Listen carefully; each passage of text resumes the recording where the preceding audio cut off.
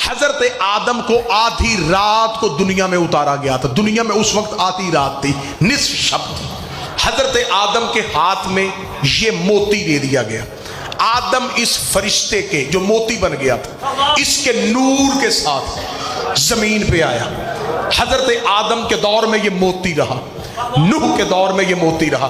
اور بعض بندے یہ سمجھتے ہیں, اور بعض بندوں کو بہت بڑی یہ غلط فہمی ہے کہ شاید حضرت ابراہیم نے کعبہ بنایا تھا. ابراہیم نے کعبے کی دیواروں کو بلند کیا تھا. حضرت آدم نے دنیا میں آتے ہی کعبے کی بنیاد رکھی تھی, کیونکہ جب آدم کے بیٹے قابیل نے حابیل کو قتل کیا تھا تو زمین یوں دھڑکنا شروع ہو گئی تھی. آدم نے کہا میرے مالک زمین پہ پہلا ناحق خون بہ گیا ہے اور زمین تڑپ رہی ہے, اب زمین رک نہیں رہی, زمین کو کیسے روکوں؟ آدم جتنے اسم پڑھ سکتا تھا آدم نے وہ پڑھے. آواز کھولتا تھا اس زمین نے رکنا نہیں. ایسے کر زمین کے مرکز پہ لفظ علی لکھ.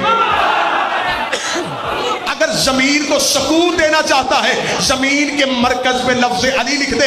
اتنا لکھنا تھا. آواز قدرت آئی, اب آدم تیرے نالیک بیٹے زمین سے گزریں گے, لفظ علی کی توہین ہوگی. جہاں علی لکھا وہیں کعبہ بنا دے.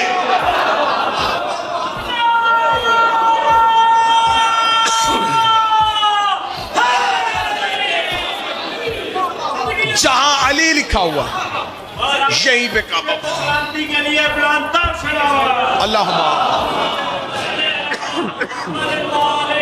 جہاں علی لکھا ہے یہی کعبہ بنا دے. میں تاریخ سے ثابت کرنے کے لیے تیار ہوں کہ آدم کے دور میں بھی کعبہ تھا. جب جناب نوح کا دور آیا تو جناب نوح نے یہاں خیمہ لگا دیا. اب یہاں سے عذاب کا پانی طواف کر کے گزرتا تھا. اب کیونکہ مجھے تاریخ کعبہ نہیں پڑھنی, مجھے پڑھنا ہے حجر اسود.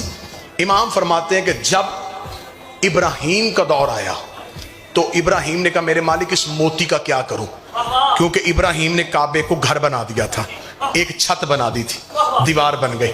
خدا کی آواز آئی ابراہیم اب ایسے کر اس موتی کو ایک پتھر کی صورت میں بدل.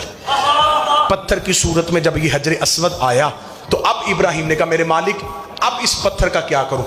فرمایا جیسے یہ وہاں کھڑا ہوتا تھا,